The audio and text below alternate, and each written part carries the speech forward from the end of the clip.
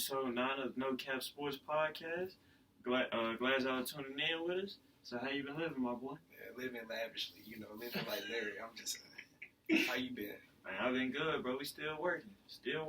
Yes, sir. Through all of this. So we finna get right into it. So, big news this week. College sports is taking a stand against racism in the country. And it all started Friday.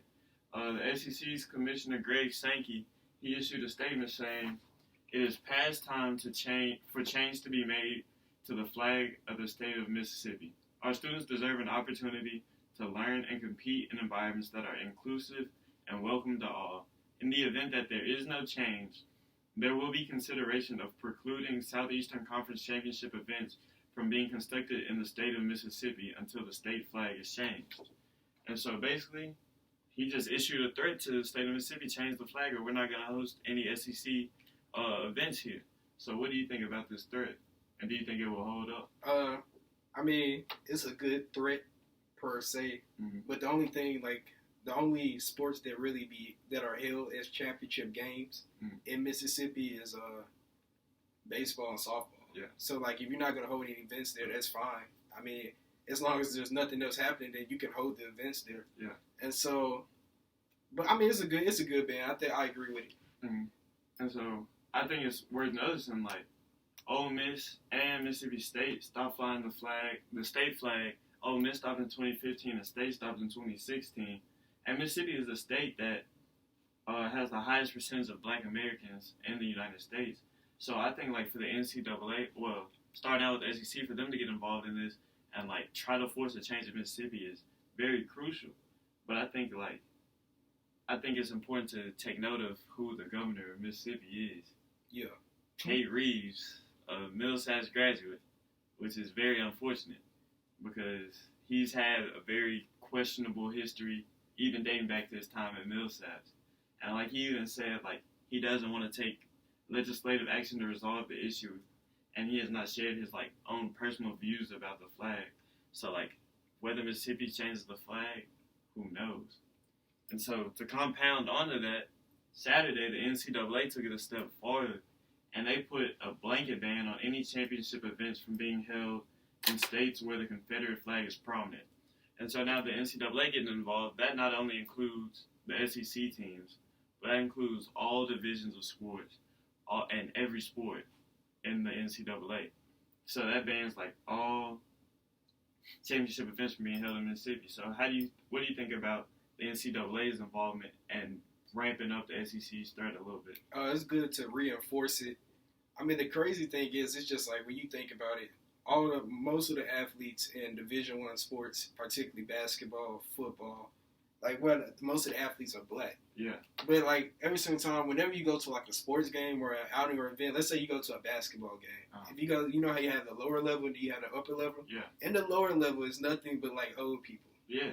And white people. Let's be honest. Yeah, it's old white people. It's just like, in the lower bowl and in the upper section, all you see is people of color for the most part. So, I mean, just, I wonder if, like, schools are going to stop losing, like, funding. Yeah. Like, it would be interesting to see, like, how much funding is lost over the next season or two, just based off of donations from people, fans.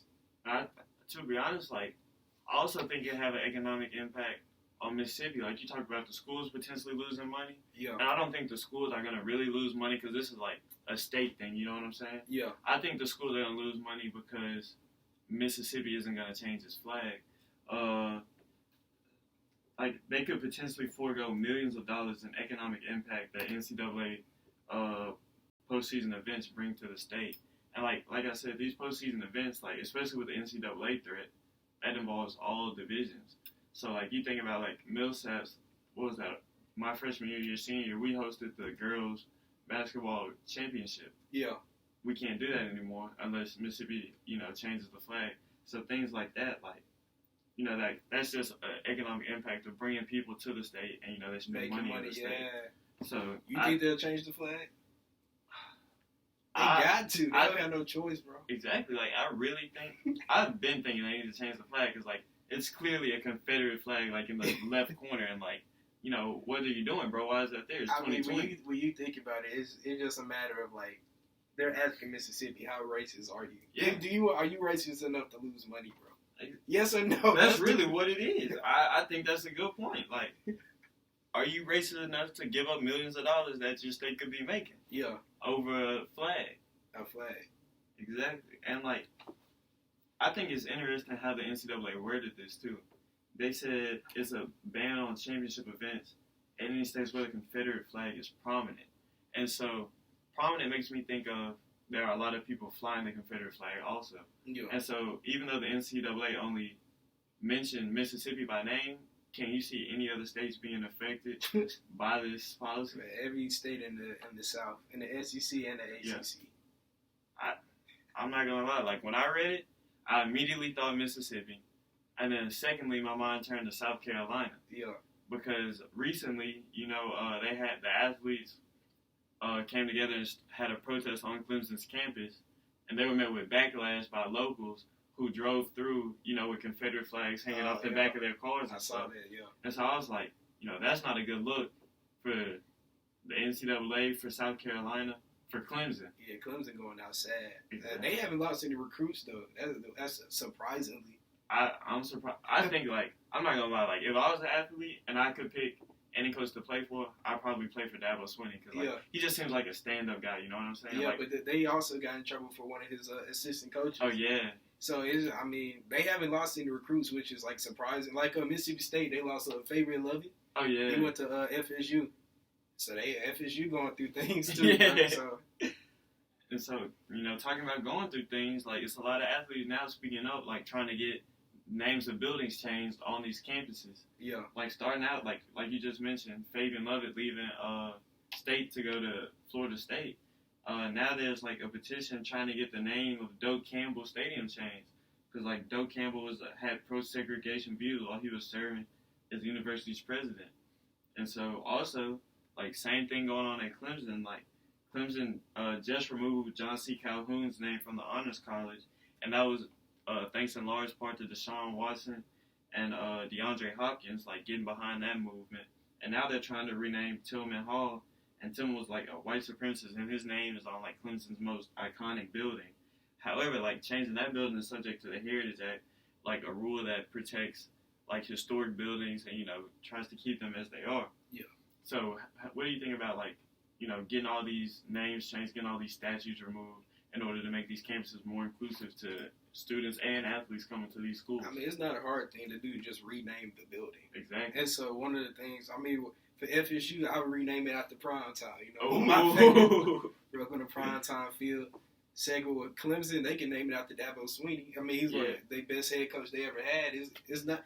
It would be an honor to change it to Dabo Swinney because whenever I think of Clemson, that's who I think about. So, it's an easy fix or whatever. If you don't want to involve, racist people, people that discriminate, then just change it to a name that everybody feels comfortable with. Yeah. If a racist person doesn't appreciate something not being racist, who really cares? Exactly. To be honest, bro.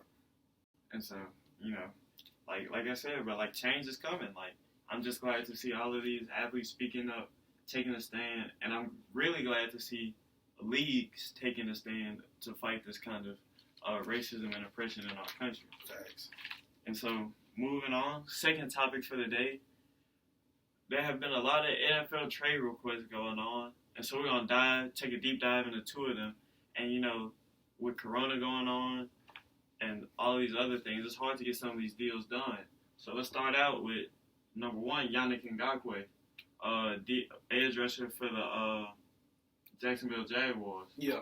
And so, basically, he's been frustrated for a while. I'm going to start out by saying that. He set out 11 days of camp last season, and even though the Jags placed a tag on him, he has no intention to sign a tag with Jacksonville, no intention to sign a long-term deal with Jacksonville, and he has requested to be traded via Twitter. And on Twitter, he said, "The Jaguars are aware. I no longer have an interest in signing a long-term contract in Jacksonville. Duval, I love you, and I gave you guys everything I got. I'm thankful for the journey, and I look forward to continuing my career elsewhere." And so, he's had problems with the front office, had problems with the way they've done business. But however, the front office is optimistic they can get him back in Jacksonville. So, what do you think of this situation? The with defensive ends, I feel as if there's only maybe 2 or 3 positions where you can demand something and you get it. Yeah. So I'm gonna say quarterback is one, a superstar quarterback. Yeah. Now, I mean, so maybe Aaron Rodgers, all the way up there, all the great players. So defensive end. At first, I said no for Ngakoue, but then you showed me his stats, and so he deserves to. I mean, it's gonna be a high paying price. Yeah. So it's about who's willing to pay the price for him. So I mean, I don't blame him for wanting to leave. Yeah. You can do whatever you want, but if you don't get what you want immediately, bro, I don't think you can afford to be mad just because of the asking price. Yeah. And to be honest, like, it's not even the price he's mad about. Like, what he's really mad about is just, like, the front office. Like, you got to think about, like, all the talent they've sent away. Jalen Ramsey, Dante Fowler, just, like, all the time they cut Calais Campbell. Yeah. And so, like, basically he's been left in a bad situation. Yeah. And he wants to get out and, be a premier player in the league. Like, put his name out there. And then you also got to think about, like, all of the bad claims that have come out of Jacksonville, like the poor work of the trainers, like forcing players to play when they're injured, like all of that whole thing. Like, it just seems like it's a toxic situation in Jacksonville that he wants to get away from.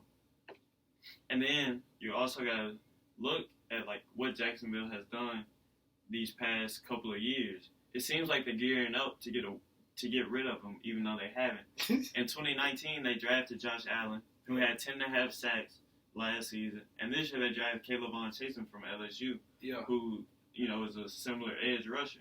So I think, like, it's time to get, to set him free and get what you can by getting rid of him, getting off of him. So who do you think, what teams do you think will make that move and get Ngakoue? I mean, initially, the first team I think about is the Titans because in the division. Oh, yeah. So I mean, the first thing I think is about the Titans, who I would give up. I would try to get rid of Corey Davis, try to let him go, sneak him off real quick. I'd give up He's not that. Oh, how is he? 25. Yeah, he's 25. 25. I would give him a second rounder for him because you'll have production from him through his 20s. So if you give him a 4-year contract, he'll be 29 when that runs up, maybe 30. Yeah. I would give that to him and just let it run, see how it goes. The Titans is like when I watched that AFC Championship game last week when they played the Chiefs. Oh my God, Pat Mahomes was like making us look silly. We just signed a pass rusher, Vic Beasley out of Atlanta. Calling Vic Beasley a pass I rusher. mean, bro, he is. That's what he is, but is he good at it? That's the thing. I mean, he was 2 years ago. He just had a bad year. Maybe he was injured. We didn't know something about him. You never know. Fair enough. I mean, but you can never go wrong with Yannick Ngakoue. Exactly. And like you say, you can never go wrong with him. The guy has 37.5 sacks over 4 seasons. He's right at about like 8.5 sacks a season. So you're going to get production out of him. Yeah. But like what I'm thinking is like, I don't think they're going to get a deal done soon. I think like when teams get in the training camp, they realize like, oh man, like we ain't got no edge rushers. Like, it's getting kind of spooky. I think like that's when the deal for Ngakoue is going to get done. Yeah. And like the 3 teams I can see like realistically making a move and getting him, I said the Eagles. The Seahawks. You got to think about the Jadeveon Clowney situation. Yeah, you do a sign and trade with that. Exactly. Yeah. You could pull that off, or you could just bring him in and just say, sorry, Jadeveon. We got a better option who can actually get sacks. You know what I'm saying? Yeah. And I also thought about the Giants, sending them up north to a team that is very desperate for pass rushers if they want to be, competitive this season. Yeah, but I mean, the Jags probably going to want picks because I don't think they're in a win now mode. I agree with that. They might be. I don't know. But they're going to have to send picks. Are they willing to send picks? The Giants, because the Giants aren't in a win now mode also. Yeah. I don't think the Giants are in a win now mode, but I think they're in a let's be competitive. Yeah. Okay. So I think I could see the Giants getting off picks. I could definitely see the Seahawks and Eagles getting off picks because they're teams that are like, this is our window is right now. Especially you think about the Seahawks with Russell Wilson. And, like, everything he's been able to accomplish essentially by himself, they want to do everything they can to, make him the best player he can be. Okay, I got you. And so, moving on, second player who just requested, I wouldn't say just requested a trade this week, but, like, there have been rumblings of him wanting to be traded. We're going to talk about Jamal Adams. And so, here's the tricky thing with Jamal Adams. Yeah. He's not going to be a free agent until after the 2021 season because the Jets picked up his 5th-year option. And the Jets also have no intention to trade Adams. But Adams is, I think, arguably, if not the best safety in the league, the best young safety in the league. You got a debate? Like, no. Keep going. I mean, like, if you think Adams isn't the best safety, like, he is. He's top 3. Okay.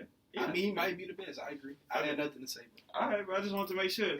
So, anyway, Adams wants that long-term deal that's going to make him the highest-paid safety in the league because dude's been balling, and he's still on his rookie deal. Yeah. He's scheduled to make, I want to say, like, around $9 million this year. That's it? Yeah, exactly. For a ball player, it doesn't make sense. And then he also, so, like I said, he wants to be the highest-paid safety, and, like, I feel like it's warranted. He's got 2 Pro Bowl selections, and he was an All-Pro in 2019. Yeah. Like, that's all you can ask for. But he feels betrayed by the Jets because he was promised a contract extension in January, never got it, and he's just like, I just can't trust this front office anymore, so get me out of here. Yeah. And so, basically, he requested his trade, requested permission to seek a trade Thursday, and he listed 7 teams he would like to be traded to. Ravens, Cowboys, Texans, Chiefs, 49ers, and the Seahawks. So, first off, the common thing among these 7 teams is these teams are all contenders. Yeah. Just haven't made the playoffs since 2010. But I want you to talk about just, like, the kind of impact Jamal Adams can have on any team and where you think he's going to land. The impact he could have, infinite impact. So, this, Jamal Adams. So, I'm going to say the best, the landing spot, who I'm going to say. Oh, yeah. I already know. Go on and let it ride. Every good football player wants to be a Dallas Cowboy at some point in their life, bro. Every good football player. Earl Thomas, you saw him begging. Oh, yeah. He was in the locker room. He was begging, bro. So, come get me. Yeah, so I'm going to say the Cowboys are the number 1 team. Yeah. Another team that can use him, but isn't going to get him. Let me get that straight. I'm going to say the Browns, like you said that for the other player earlier. I'm going to say the Browns could use him also. Just superstar power. Yeah, and I'm not going to lie, like, you think about him going to Dallas, him teamed up with Clinton Dix, that's a pretty strict back line. Like, nobody's going to get behind him.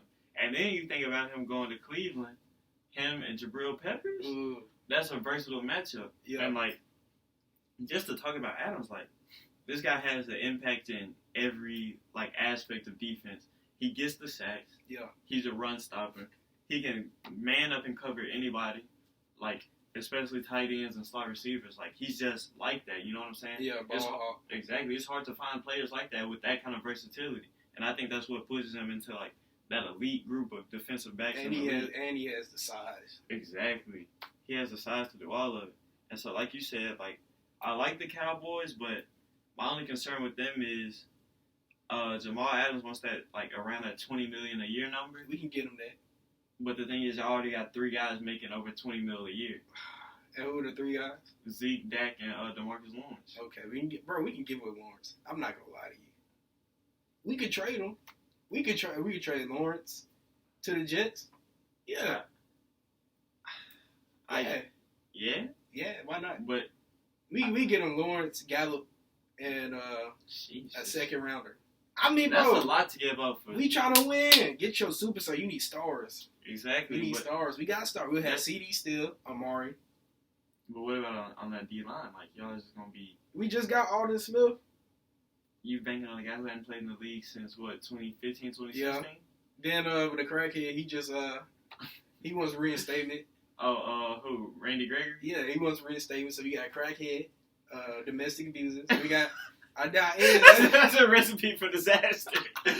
So then we got the D tackles, the guy out of Memphis, Dontari Poe, and y'all got Gerald McCoy. Exactly. So that's still a great D line that you had the star power at linebacker and at safety. That's star power everywhere, bro. You can't deny that. I mean, will the Jets take that? I mean, they'll take Gallup in a second rounder. That $20 million contract from Lawrence. I think if the Cowboys do make a move, they just have to be smart in making a move. Because you still haven't paid Dak long term. Yeah. And Jalen Smith is coming up. Yeah. And I think those are 2 guys you want to keep long term. I think Jamal Adams is the guy you want to keep long term. So I could see if they get Jamal Adams, maybe saying, you know what, Jalen Smith, we don't need you. You know what I'm saying? No, I don't, bro. I'm sorry. I love Jalen Smith, but, like, you just got to – it's an allocation of money.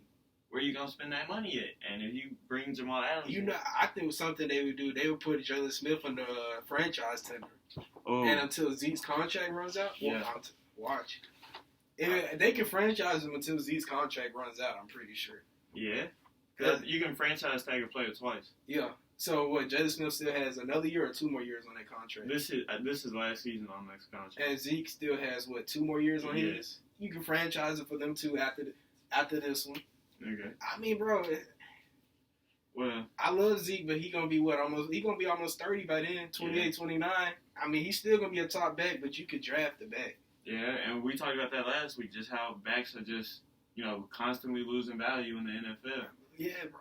And so, but I like to throw in, I think one team makes a lot of sense for Jamal Adams. Who? And that's the Eagles. Stop. I said the Eagles for Ngakoue too, and I'm going to say the Eagles again for Jamal Adams, because you think about it, they just lost Malcolm Jenkins. Okay. And he's older and not as good as Jamal Adams, but they play the same way, you know what I'm saying? Yeah. They're both versatile Swiss Army knife safeties who can play the run, rush the passer, and cover. Mm-hmm. So I think you bring Jamal Adams in, and that Eagles defense goes from good to great. Yeah, but the Eagles can't have him, bro.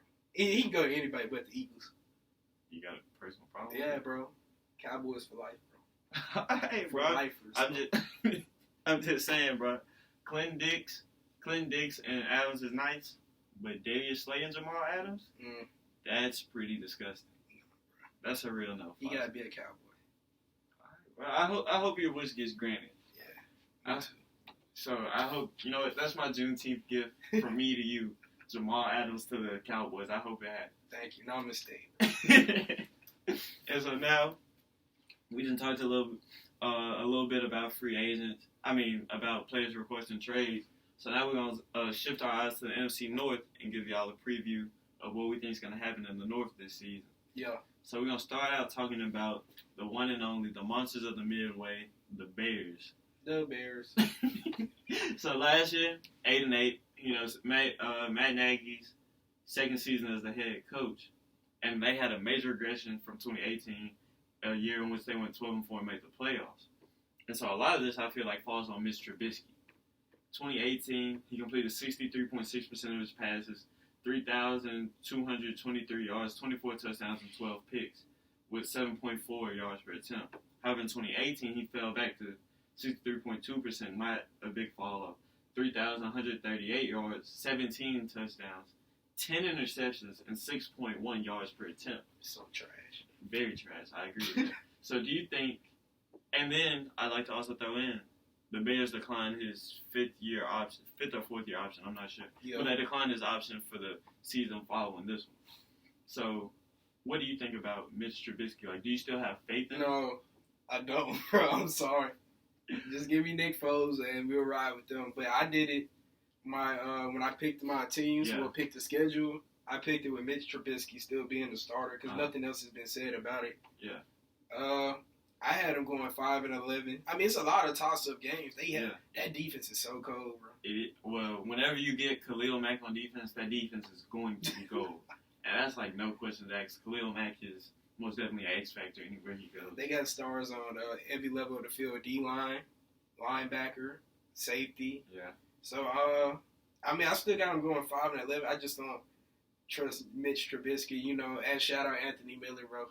Yeah, big He gonna get a rack this season. He finally healthy. He had that bad shoulder for a while. Yeah, and he just had surgery on it again, so he should be good, for camp and all of that. But that's just something to watch out for. But you talk about the defense. Yeah. I want to talk about the offense because everybody knows defense. Offense, bro. And that's what I was about to say. Yeah. They were 31st in the NFL in yards per play with 4.7 yards per play. 32nd which is dead last in the league in yards per pass attempt with 5.7. And they were 27th in the NFL with rush yards per game at 91.1 rush yards per game. So this is just this was a very sad offense in 2019. 2018, they had signs of life. I think they were one of the better offenses in the league in 2018, especially with Matt Nagy's experience as the Chiefs offensive coordinator, becoming the Bears head coach. However, the offense is just, anemic. And especially playing in the NFL in today's NFL, you've got to score points. And so whether that falls on Mr. Trubisky or if that falls on Matt Nagy as a play caller or whatever that falls on, they need to get that fixed to have a successful season this upcoming year. And so like we talked about, Nick Foles is in town. Good competition. You say Nick Foles is going to win the starting job? He will, but I didn't do the schedule like that, but he's going to win it. To be honest, I'm not sure if he wins that starting job. Why not? I feel like they invested a lot of money into him because, he just signed that big deal in Jacksonville, which, when they traded for him. Yeah. But I feel like, you still have to have a quarterback for the future. Like, you need a franchise quarterback. Nick Foles is in his 30s. Mr. Trubisky's still young. You can play quarterback for a while, though. Yeah, you can, but you take Nick Foles' injury history into consideration, and you're like, how much longer, does he have? He almost retired, 4 or 5 years ago? Yeah. After he got cut by the Rams. But they in a win-now mode, bro. That defense can win a Super Bowl. It's good enough to win a Super Bowl. I agree. And I think they made the defense a lot better this offseason. Yes. They bring in Robert Quinn, who had 11.5 sacks last season. Yeah. And you put him on the opposite edge, opposite Khalil Mack. Yeah. Who you going to double team? That's why it's like with Trubisky, he's going to be on a short leash. If he come in and start the season, if he come in the training camp tripping, Nick Foles going to get that job for sure. Mm-hmm. But I just also have a concern with just like, what do you do? Like, you have a Pro Bowl snub receiver in Allen Robinson. You got Anthony Miller, who I think is going to blow up this year. And then you also have a ridiculous number of tight ends for no reason. And you got, I'd say, 2 good running backs. Tariq Cohen is more of an offensive weapon than a running back to me. So I think just the success of that offense falls on whoever is at quarterback. Yeah. So, like you said, Trubisky versus Foles, we'll see. Who did you have winning? What records did you have the Bears coming in at? So I got the Bears at 5-11, but I also based that off Mr. Trubisky starting. I just feel like if Mr. Trubisky struggles, he's gonna get pulled. Yeah. But I think no matter what, he's gonna start week 1. So many winnable games for them. Exactly, and I think Mr. Trubisky he just has to pull a Ryan Tannehill. Just fall back on your defense. Let your defense put you in good position. I'm not going to say they have a running back who's going to be stupid successful, but I think both of them going to get a rack if they stay healthy. Cohen ain't never rushed for a rack. Well, he does he not total a rack, though? Well, yeah. He's probably going to get, total 1,000 from scrimmage. Yeah. And David Montgomery isn't bad. I just don't think he's a guy who I'm going to hand the ball off to 25 times a game. He's not there. Some games you can do that, though. Yeah. When you're playing, somebody's sorry. Yeah. Like the Giants. That's all you need then. Yeah. Well, anyway, like we said, the Bears' success this season going to fall on the shoulders of whoever starts at quarterback. I feel like Mr. Trubisky going to start week 1 just because of he's young and they have to figure out what they're going to do with him long term. But I think if he struggles, Nick Foles comes in. But you think Nick Foles is the week 1 starter. So I think that's definitely going to be an interesting training camp battle to watch. Not a virtual training camp battle to watch, but hopefully. Do you think the records change if Nick Foles is a starter? I feel like Nick Foles isn't going to do that much better. Because you got to think about, he started out very slow in Jacksonville. And even when he came back, Gardner Minshew took the starting job back. So Gardner Minshew just built like that, though. Nick Foles is, too. He's more solid than Mitch Trubisky. Yeah, I can say that with the utmost confidence. Yeah, if you ask me if my team is a playoff team and you ask me who would I rather have as a quarterback, I would most definitely pick Nick Foles because of his pedigree, of what he's been able to do in the league. Yeah. But recently, I just feel like with the situation the Bears are in, they need a long-term solution, and Nick Foles is just the stopgap. Okay. He's an insurance policy. Would you draft the quarterback next season if you got a high pick or whatever, and it's a top quarterback that you would take? Is that the biggest need? I would say, yeah. Especially if you don't re-sign Trubisky this offseason, I would say, yes, draft a quarterback. So that's the biggest need. Okay. Yeah. All right. And so moving on, we're going to talk about the Detroit Lions. Now, the Lions, they have a plethora of talent, but their head coach, Matt Patricia, has a 9-22-1 head coaching record. So what do you think? Do you think Patricia's on the hot seat this upcoming season? I think not this season, but the season after that. You just got to the thing about coaching, you got to get your system, your drafted players in before you really can judge a head coach. But I agree with you on that because you got to. I will say he has brought a lot of his guys in. He brought in Danny Amendola, Trey Flowers last year. This season he brings in Deron Harmon, Danny Shelton, and Jamie Collins. All New England guys. He brings them in this year. But you just hear a lot of complaints coming out about Matt Patricia. From Darius Slay saying he lost respect for Matt Patricia to Glover Quinn just saying, Matt Patricia came in and tried to create a new culture when we already had a culture, so we just didn't respect him, didn't listen to him, didn't want to play for him. Yeah. But anyway, to talk about the team, what do you think about Matt Stafford? You think Matt Top Stafford? 10 quarterback. I hands down agree with you. I think Matt Stafford is always disrespected when we talk about, elite quarterbacks in the league. Man, so cold, bro. Exactly, bro. He missed 8 games last year, and in the game, he missed the last 8, but in the first 8 weeks, he was first in the NFL in pass yards, second in touchdowns. Yeah. He's an obvious stud in the league. Fantasy god. Exactly. For sure. He is going to let it ride. But the thing that hurts the Lions, in my opinion, is a lack of running back depth. Well, what hurt them last season was a lack of running back depth, and then their defense was just piss poor. Especially for a head coach that has a defensive pedigree. Patricia was the leader of that Patriots defense. Yeah. So last season, the Lions were the second worst defense in the NFL. They gave up 400 yards a game, 280 pass yards a game, and 115 rush yards a game. So that's a poor defense. That's basically saying any way you want it, you can get it. You know what I'm saying? Yeah. So coming into the offseason, like I said, Patricia brought some more of his guys in.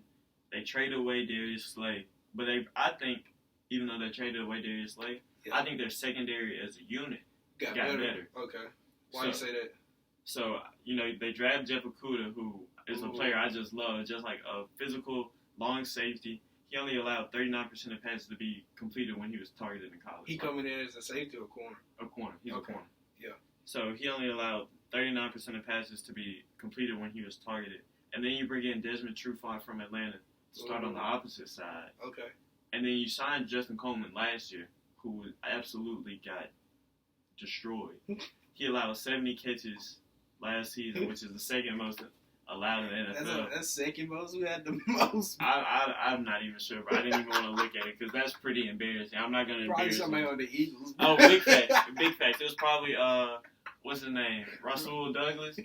Ronald Darby, one of them, bro. They were probably getting bombed on. But anyway, by bringing in 2 outside corners, you can move Justin Coleman back to the nickel corner position, which is where he excelled at in Seattle. Yeah. So I think overall that secondary unit is going to be a lot better, especially when you get the Swiss Army knife Deron Harmon to put back as safety, and I just think, like I said, it's an overall better secondary unit, even though you lose the star in Darius Slay. Okay, so looking at the schedule. They have a hard schedule also, but it's a lot of winnable games. Yeah. They want them teams and go 5-11, 4-12, but they can also go 10-6, 11-5. Looking at it, just because I haven't seen them do it in a while, go 10-6, 11-5. I have them going 5-11. Well, but it's a lot of winnable games. I had them losing. They could have beat the Cardinals. They could beat the Cardinals. They could beat the Falcons. They could beat Indianapolis. They probably will beat the Redskins, but I had them losing that. Carolina, Houston. So it's a lot of winnable games on the board. And that wide receiver pairing with Galladay and Golden Tate. Oh, yeah. No, not Golden Tate. What's his name? Marvin Jones. Marvin Jones. That's a nice little duo right there. So I'm gonna say 5-11 just because I gotta see them actually perform. And the schedule's kind of hard. Yeah. All right. So, like you said, they could easily go 5-11 or 10-6. Yeah. I said they were gonna go 10-6 because, especially if Matt Stafford stays healthy this year, I just feel like they're gonna find a way to just put it all together this year, and I really hope they do because, like I said, Detroit is a team that needs football success. They'll have a couple of good seasons back to back, and then they'll fall off the table. Yeah. So I feel like this is the season where they get back on top. You talked about Galladay and Jones, and with Stafford coming back, those are the kind of guys Stafford likes. Man, don't be surprised if they start, bro. If they start off 8-0, 9-0, 10-0, or with only 2 losses, looking like a playoff team. I'm calling it right now. Megatron gonna come back and play for Jones. You heard it here first, bro. That's a very bold prediction. Megatron back? Megatron. With a nice team, he'll give it one last run. You know he won a Super Bowl. Yeah. He wants one. Yeah. But anyway, like I said earlier, secondary got better. If Stafford can stay healthy, that's going to be very key to, their success. Because last season, David Blau and Jeff Driscoll were just god-awful. And so, exactly. How is he an NFL quarterback? And Kaepernick isn't, but you know why. Relax. Okay, so anyway, also they had DeAndre Swift, so I think like that running game is going to take another step forward, especially like when you can rely on the backfield of Swift, Kerryon Johnson, and Bo Scarborough, who kind of came on late last season after Kerryon got hurt. Yeah. And so I think that's a good trio, and you bring in, like you said, more Patricia's guys with the Patriots acquisitions. I just think this is a team that could be a serious contender in the NFC North. Yeah. So, like I said, I got them going 10-6. I got them, splitting divisional games with the Packers and the Vikings. But I feel like they can win a lot of non-division games. Okay. Because especially like with them playing the AFC South this season, like those are teams that I think they match up well with just based on their offense and the way they're going to be able to spread the ball down the field. For sure. And so moving on, this is going to be a tough one for you. We're going to talk about the Vikings. And your boy, Kirk Cousins, who you believe is a top 10 quarterback in the NFL. Yeah, he top 10. Fringe 10, but he top 10. All right. And so I will say... Ben 10.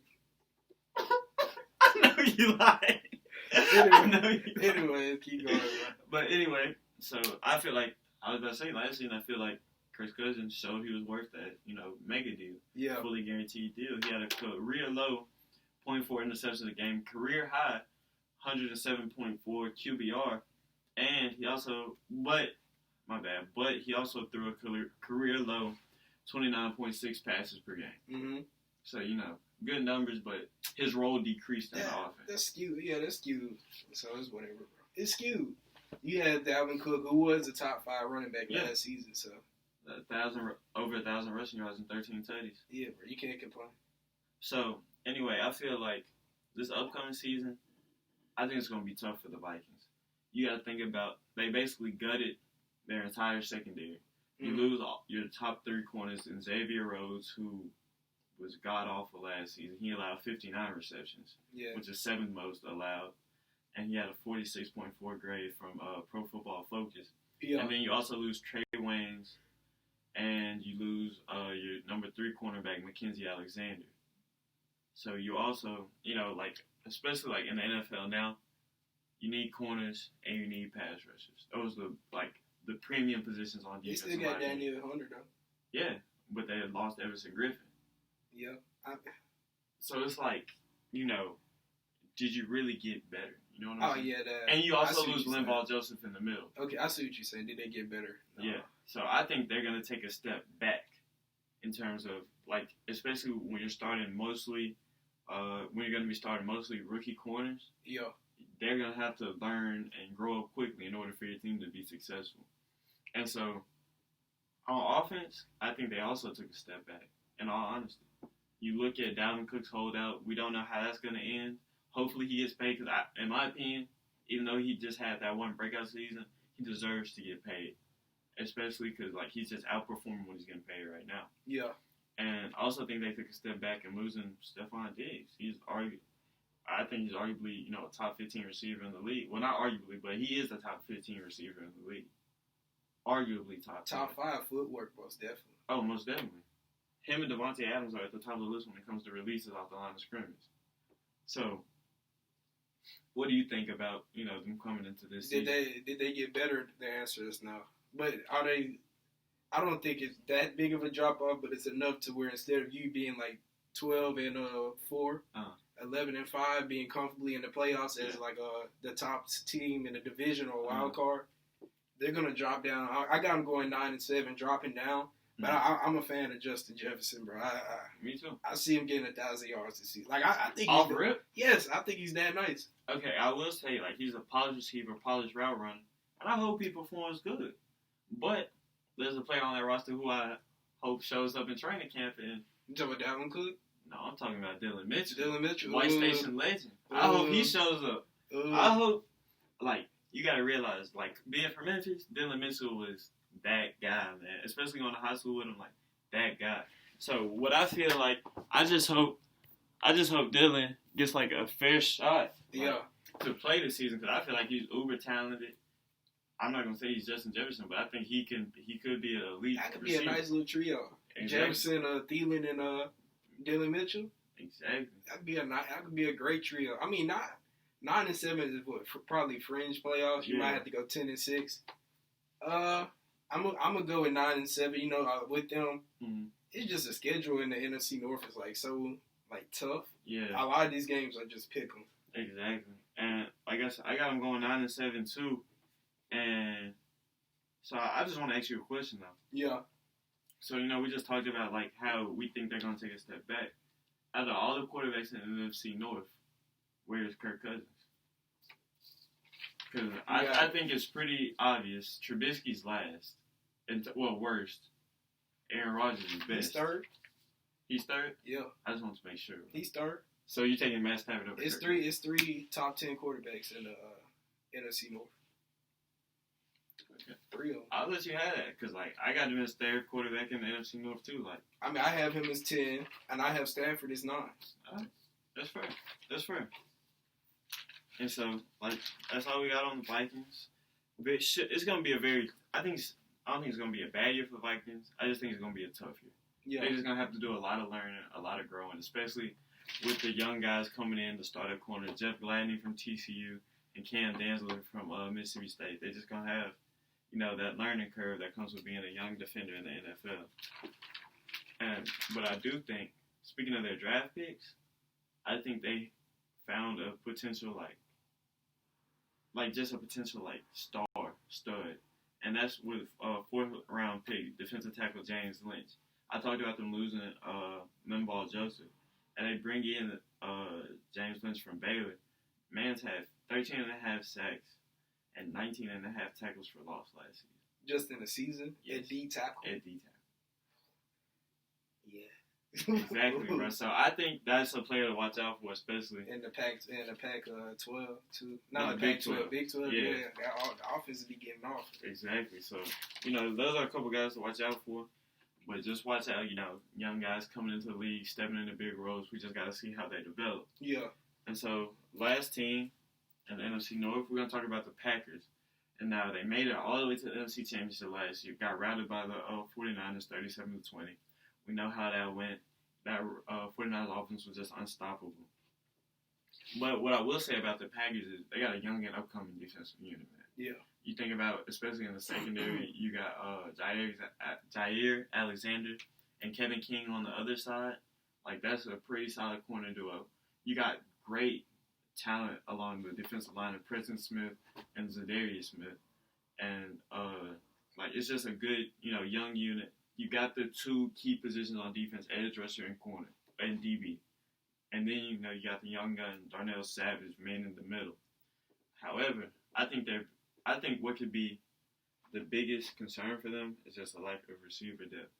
And that's a serious issue considering they drafted Jordan Love, number 26 overall in the draft, and they didn't draft any receivers. Yeah. So no receivers. Exactly. So what do you think about just their what do you think about the receiving talent on that team to support Aaron Rodgers? I know Devontae Adams. Who's number 2? Geronimo?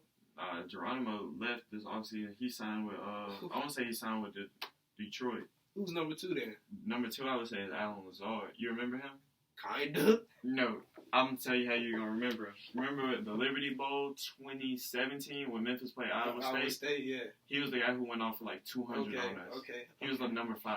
All right. So, and he had, I know we just talked about his college performance when he destroyed Memphis. But last season, he had 35 catches, 477 yards, and 3 touchdowns. For who? For the Packers. He played for the Packers? Mm-hmm. Ooh. Okay, that receiver depth. I don't have a problem with them drafting a quarterback. Yeah. I mean, honestly, I'm not going to lie to you at all. I didn't watch Jordan Love in college, not one time. Yeah. And so, is he that good? He might be. He went first round. Yeah. So, obviously, they know something that I don't. But then again, it was so many receivers. You could have got first-round talent in the second round. Exactly. Early third. Because T. Higgins was the first player off the board in the second round. Yeah. So, would Jordan Love have still been there? Who knows? Yeah. They could have traded up in the second. I mean, who knows? The Packers, they know something that we don't, obviously. Maybe they really believe in their receivers that much. I mean, a backup quarterback, that's not a problem. Aaron Rodgers, he's getting up there in age. Yeah. Is Jordan Love the successor to Aaron Rodgers? That's the question. Yeah. You think he is? I mean, you think about like what happened, Brett Favre, Aaron Rodgers. They bring in Rodgers to back up. But you knew Rodgers was that guy though. Well, yeah. Do we know Jordan Love is that guy? Not at all. I think there are a lot of question marks around Jordan Love, especially his drop off from 2018 to 2019. And a lot of people chalk that up to, like, I want to say it was his top 4 or top 3 leading receivers left. After 2018, like, graduated. Yeah. And so he was kind of left alone as long as, like, I want to say a number of O-linemen left, too. So, like, he was kind of out there with a whole new guys, a whole new unit. But that doesn't excuse you for throwing, let's say he threw 12 picks. It was a stupid number of picks. And so I just think, like, he has a lot of stuff to learn, especially being a young quarterback coming from a smaller program. Yeah. But what I will say is he does have a big arm, and he's not afraid to take the risk. Okay. I can respect that. I mean, just looking at it initially, I got him going 11-5. Yeah. So before we get into depth about it, how many years do you think Aaron Rodgers has left? Because I feel like the championship window is going to close when Aaron Rodgers just left with the Packers, or just left in general. Well, I was going to say, more of how many years does Rodgers have? Like, Rodgers had being like an elite top tier quarterback. He's 36 right now, and he's under contract through 2023. When he turns 40. When he turns 40, you think that's when he's going to hit the... He has three more years left. So he has this season, definitely 2 more seasons after that. When his contract runs out. So you think that's when he's going to start to, like, fall off? And everybody hits the cliff when they're 40, bro. Everybody hits the cliff when they're 40. And quarterback. And in basketball. Everybody hits the cliff when they're 40. In basketball? Yeah, basketball. I can't think of no hoopers that made it to 40. Not 35. That's what I meant for basketball. Not Jordan. LeBron will make it to 40. Sure. I mean, will LeBron's hair make it to 40 with him? No, bro. All the ghosts are bald, bro. Jordan, Kareem, they all went bald, bro. Kobe. Shaq. The greatest to ever do. But anyway, back to the Packers. Back to the Packers. Just looking at their draft overall, we talked about Jordan Love. Their second overall pick, number 62 overall in the draft, was running back A.J. Dillon from Boston College. And that was another head-scratching pick to me. I forgot about that. I was just like, what are you doing? You already have a solid backfield with Aaron Jones and Jamal Williams. Yeah. You don't need another running back. No, especially not A.J. Dillon, who's literally just a running back. He doesn't offer value in the pass game. He's just an inside zone running back. So what did you think about that pick? I forgot all about that pick, to be honest. I was trying to think who did they draft. Yeah. They didn't get worse, though. That's the thing. They did. They didn't get worse. I agree with that. I don't think they got worse. But I think a lot of teams in the NFC got better. That's what I was going to say. I don't think they got worse, but I think they missed opportunities to get better. Yeah, may take the next step into becoming a Super Bowl contender. Exactly, especially like you were in the NFC Championship last season. Mm-hmm. So all you need to do is maybe make some small improvements, and guess what? You're back in that same spot, and maybe if you improve your team just a little bit, you would have been in the Super Bowl. I talked to my people that know people, and this is a spoiler alert. Dez Bryant is going to sign with the Packers this season. Or Antonio Brown. One of the two is going to sign with the Packers this season. You heard it here first. I talked to my people that know people. I don't know your people, but I think that's very reasonable. I think they would be in the market for a veteran wide receiver.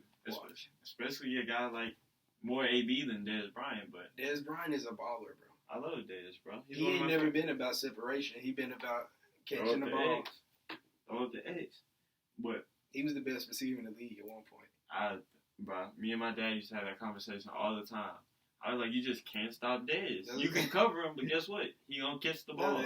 He was the best in the league at one point. And then I think it'd be kind of ironic if he signed with the Packers because that was most definitely a catch. I'm telling you, bro. I talk to my people that know people, Nick. I'm with it, bro. You heard it here first. But what I will say, though, for the Packers this upcoming season, you got them going 11-5 too, Mm-hmm. right? So I got them winning the division, but I can expect like a change in the Packers offense. I can see this season, especially with Matt LaFleur being the former OC for the Titans. Yeah.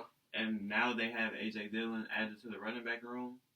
I could see a lot of inside zone going on. A lot of power run game coming to Green Bay. Just playing like the Titans. Yeah, especially like how 2018 when Henry like really got on the map. Yeah. I could see either Jones or Dillon being used like that. I mean, when you think about it, but besides maybe like 3-4 teams, a lot of teams use the power run game. Yeah. And like the successful teams, like the Ravens, the 49ers. Titans, 49ers, yeah, they use that power run game just to get all the way. I can see it happen, the Packers switching, because they got a new head coach, huh? This is second year. Okay. Yeah, so I can see it happening, especially with Aaron Rodgers getting older. That's what the Patriots been doing for the longest. And now the Bucs are going to be doing it. So the Falcons, they kind of do it to an extent. Yeah. But I still, like I said, like I think if they do that, I think Aaron Rodgers becomes even more dangerous. Yeah. Because now the defense is like, yeah, we got to, coming into this, we're going to have to stop the run. And then you just, I don't want to say forget about Aaron Rodgers because you can't forget about him. But he's going to pull out a vintage performance and just go dumb. And like I said, Aaron Rodgers, I think, is still in his prime. I think he's still a top 3 quarterback in the league. Top 3, top 5. It depends on who you asking, bro. Of course, me, I'm going... Yeah. Well, yeah. But of course, me, I'm going with Mahomes, Lamar, Russell Wilson, Aaron Rodgers, like that third. Who would you rather have? Deshaun from the quarterback from Texas? Deshaun Watson or Aaron Rodgers? I mean, of course, I'd rather have Deshaun just because he's younger. But, like... You get one game for the Super Bowl, who would you pick? Ooh, that's a good question. One game for the Super Bowl? I'm going Aaron Rodgers. I got faith in him. You got to think about, like... I got faith in Deshaun Watson, bro. You had faith in him when he blew the lead to the Chiefs? I mean, yeah. I mean, at least he was in the position. He was winning at one point. This man scored 3 points against the 49ers. He scored more than 3. Maybe like 13.